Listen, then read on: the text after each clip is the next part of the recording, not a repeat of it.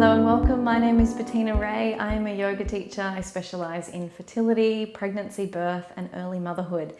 If you are brand new to my channel, make sure you go and check out my fertility story because I think that's an important one to start with to kind of understand where I'm coming from in this video.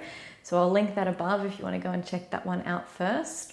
Otherwise, in today's video, I want to talk to you about 5 everyday habits that you might have that can be affecting your fertility and you might not even know it. Before I go any further though, if you haven't already, I have a free fertility yoga guide that you might be interested in checking out. I'll pop the link below. So it's just a free download that you can check out. It comes with free fertility yoga flows and some things you should know about stress and fertility, which is a huge topic that I talk about here on my channel. All right, let's get into today's topic. The first daily habit that you might have, and I myself was pretty guilty of this one a few years ago. So it's not getting enough sleep and staying up too late. So while many of us claim to be night owls and we say it doesn't affect us and that we can't possibly go to bed any earlier, what's actually happening is you've probably taught your body and the hormones of your body to be so out of whack that now you can't go to sleep before 10 p.m. So if you are regularly staying up after 10 o'clock, what's happening in your body is releasing cortisol if you're still awake after 10 o'clock to try and keep you going because you are running out of energy from the day. And unfortunately, cortisol is a form of stress hormone. So you've got this extra hormone pumping in your body when really your body should be resting and rejuvenating. And if this is happening on a regular basis, it's more likely to be throwing off the other hormones in your body as well. So you may find that you have irregular cycles.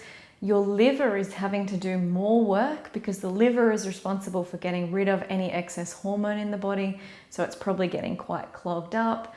Therefore, your digestive system is not going to work so well. And it's kind of like this flow-on effect. So it's best to go to bed before 10 o'clock so that you can make sure that your hormones are working in their natural circadian rhythms and you're not releasing any extra stress hormone than you would normally. And you're also giving all of the organs of the body a really good chance to restore and replenish overnight because you're going to be getting more sleep as well.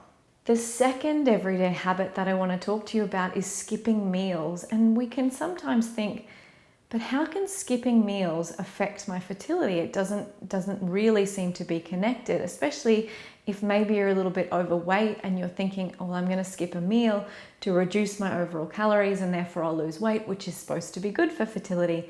And I know it seems unrelated, but what happens is when you start skipping meals, your blood sugars are starting to go all over the place.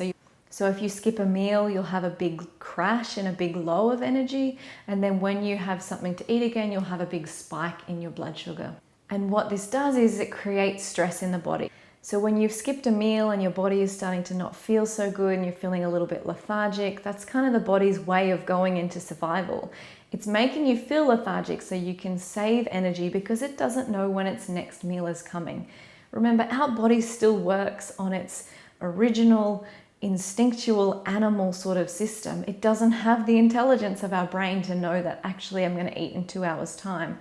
It just sees, okay, low blood sugar, there mustn't be enough food. So when the body is not getting enough food, it's starting to feel like it needs to preserve everything and it starts shutting down all the systems in the body that aren't essential for survival, which unfortunately is the reproductive system. So to make sure that this part of you is as healthy as it can be, regular, really healthy, nutritious meals are going to be a great support to your body because it's going to make sure the systems keep working as they should and the body won't shut it down thinking that there is a famine or a shortage of any kind. So the third daily habit that could be affecting your fertility is that morning or perhaps afternoon or perhaps many times a day cups of coffee that you are having. And I have done another video on this. Please go and check that one out. I am by no means saying you have to give up your coffee, but I really want to encourage you to have a look at how it makes you feel.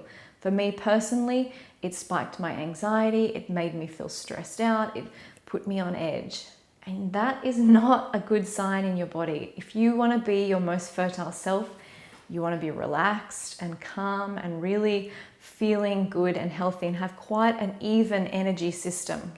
Unfortunately, the caffeine in our beloved coffee interferes with that and sends us on a big spike and then a big crash, which, similar to the blood sugar, is creating stress in the body. So go have a look at that other video.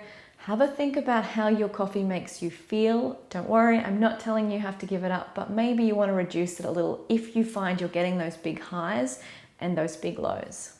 So the fourth daily habit that you might have that could be affecting your fertility is too much screen time after dark.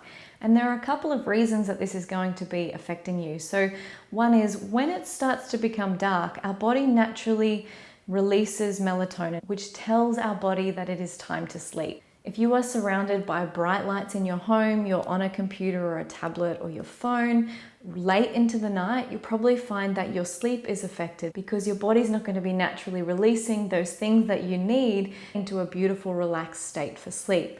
So I'm not saying you need to not use anything at night. I'm not saying that you need to not turn the light on or anything like that. But I just want you to have a think about whether it's a good idea to go straight from screen time to trying to get to sleep, or whether maybe it would work better for you to turn screens off an hour earlier before bed, maybe read by a candle or read by a low light, so that you can start preparing the body for sleep. Because we know that if you can sleep better, you're going to have less stress hormones in the body, you're going to feel less stressed overall, you'll have the ability to cope with whatever comes up in your day. So all of these things are going to impact on your fertility, because we want our bodies working as best as they possibly can in order to conceive a healthy baby. So the fifth and final daily habit that possibly could be affecting your fertility is your makeup and your beauty products. So for me personally, I had actually swapped to really natural products well before we had any issues with fertility, but there were still a few things lingering around that I probably hadn't been as careful with as I could have been. And I think if you've never looked into natural beauty, if you're struggling with your fertility, now is the time. And I know if you're at the start of this journey and you're thinking about making the change to natural products, it can feel really overwhelming. Like, what am I going to use if I can't use my favorite brands? But if you do it slowly and try not to stress yourself out about the whole process, you can get there quite easily, and you'll probably find you save money because you won't actually use as many products in the long run anyway. And you're also really lucky because 10 years ago when I started trying to use natural beauty products, there weren't too many options available and they were quite expensive. These days they're really affordable. So why should we make the switch? Really interesting to note that what you put on your skin is absorbed into the body faster than if you were to eat it. So if you are not comfortable eating the ingredients in your beauty products, I don't think you should be putting them on your skin at all, because it's being absorbed into the body and then the body has to do something with it. It's the liver's job to detox any toxins or chemicals out of the body. And if your body is busy detoxing all of the chemicals from your beauty products, it's not going to be able to deal with what it also has to deal with, which is excess hormone in the body. So stress hormones, so if you're feeling stressed, it has to deal with those. Excess estrogen in the body, anything that's causing an imbalance. So if you are putting these extra toxins on your body, you're making your body work a whole lot harder than it needs to detox and stay balanced. So because of these things, you might find that your menstrual cycle is not as regular, which is obviously not ideal for fertility.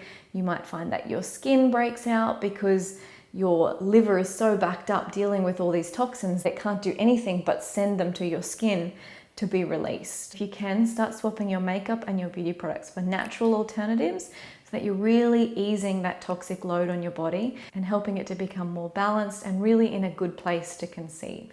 I hope that these 5 tips have helped you today. Remember, the worst thing that you can do is get stressed out. So don't watch this video and think, I need to do all of these things at once. Just wanted to bring your attention to these 5 things so that you can start thinking about making these changes. You might not have thought about these things in relation to your fertility before. So that's it from me today. If you enjoyed this video, please give me a thumbs up. If you have any questions about the things we talked about today, leave me a comment below, and make sure that you subscribe to this channel so that you get the next video when it lands. I'll see you soon.